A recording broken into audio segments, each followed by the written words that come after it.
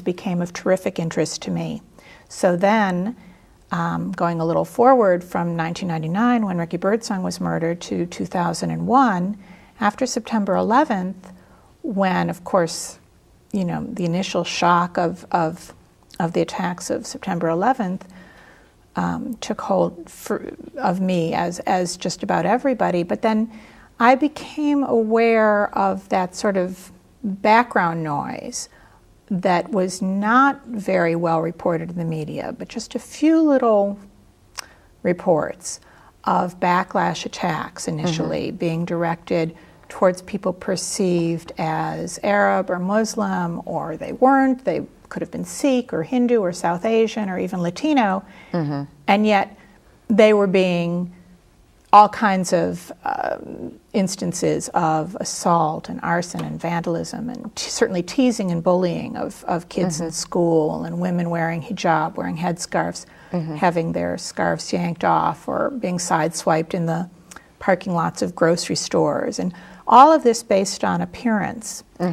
And I became riveted by this subject, and just sat at the computer researching it sort of for vast amounts of time. And there were actually murders that occurred in the United States in the aftermath of September 11th. And so I finally amassed a list of the people who were murdered in these types of incidents. And when Ricky Birdsong was murdered, we didn't actually know the Birdsong family. We lived one block over, and we didn't have kids the same age. And just as I felt compelled at that time to reach out to a family who lived around the corner from me and to respond and to try to think of, how does one deal with this as a member of the community? What do you do when something like this happens in your community? I really felt the same way about these other murders.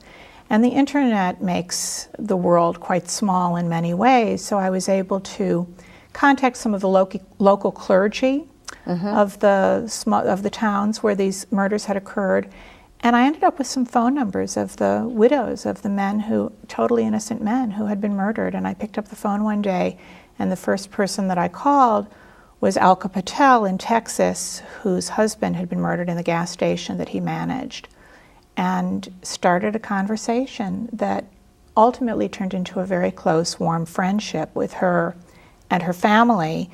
And then through similar but a little bit different circumstances, I ended up becoming a very close friend of a Sikh gentleman who had been murdered in Mesa, Arizona.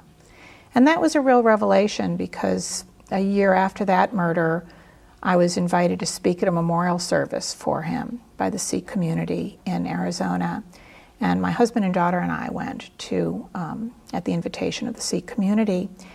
And we were house guests at the home of the murdered victim's brother and his family. And I had never met Sikh people before. So when the dad ran out onto the driveway and the two little boys with their turbans, it was a revelation to me. I had seen but didn't really know anyone who was Sikh. And within 5 minutes of being in their home, we just felt like long-lost family. And I think that's been one of the really amazing experiences for me, has been to be able to cross these bridges and get into other people's living rooms and have them in mine, and really understand the common humanity that we often don't see when we put people quickly into the boxes and the stereotyping that happens. When you talk in your on your website and in your promotional brochure about doing sessions, facilitating sessions to break down these walls, in what way do you look to do that? I mean, if you don't mind talking about it without betraying any trade secrets. I'm not sure this is a trade exactly, but I do programs for a variety of different venues, so ranging in age from about preteen to seniors. And I go into schools and churches, various faith communities, discussion groups, all sorts of library programming, a variety of situations. And I tell my story similarly to the way that we began. I talk about myself. I show some pictures on myself. The kids get a kick out of me with all the makeup and eyelashes and all of that. And I talk about this history and how I came to realize that we all understand this.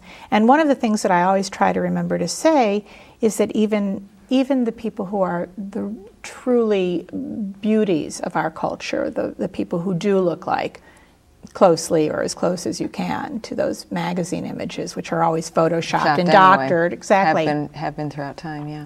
Exactly. But nonetheless, there certainly are people who are attractive by our standards, but that they also suffer in various ways, that they sometimes are not perceived as fully human, that they're treated as beautiful its instead of as full-fledged human beings. As opposed to sentient beings. Right. So I try to capture, the attention of my audience. And one of the things that I do now, as I show all of these various picture references, show the shoe and talk about the propaganda and advertising and all of that and how that operates, I usually show some picture references of a young artist who I met not too many years ago, who was born with severe anomalies of her hands and feet. And she started, as she grew up and decided that her aspiration was to make art, she made all of her art about this issue. And so in a variety of different ways, she wanted to highlight and really celebrate herself, because she had felt very much the opposite as a child, not celebrated and not fully accepted and embraced with this issue of her body as is. So as is another little tag phrase that I use.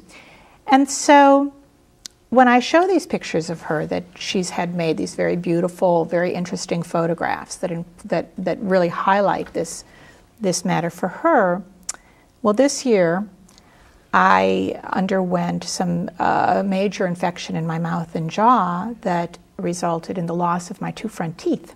Ow.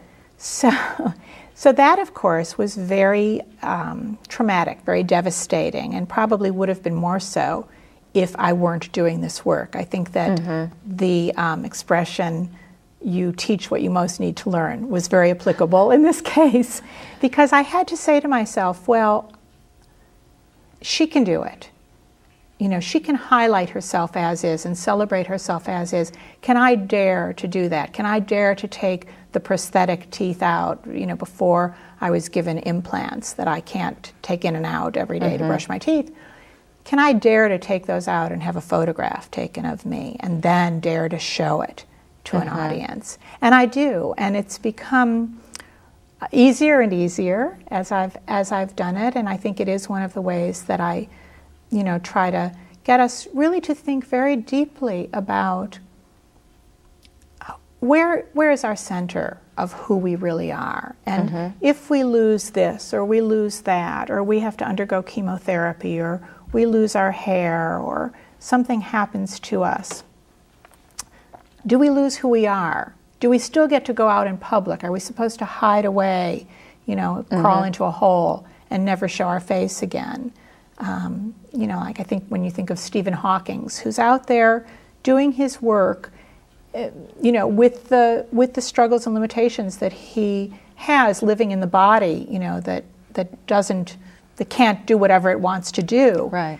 And can we see that? And then what happens when we take that out into the world and we make big, gross judgments about now, for example, Muslims, that as is in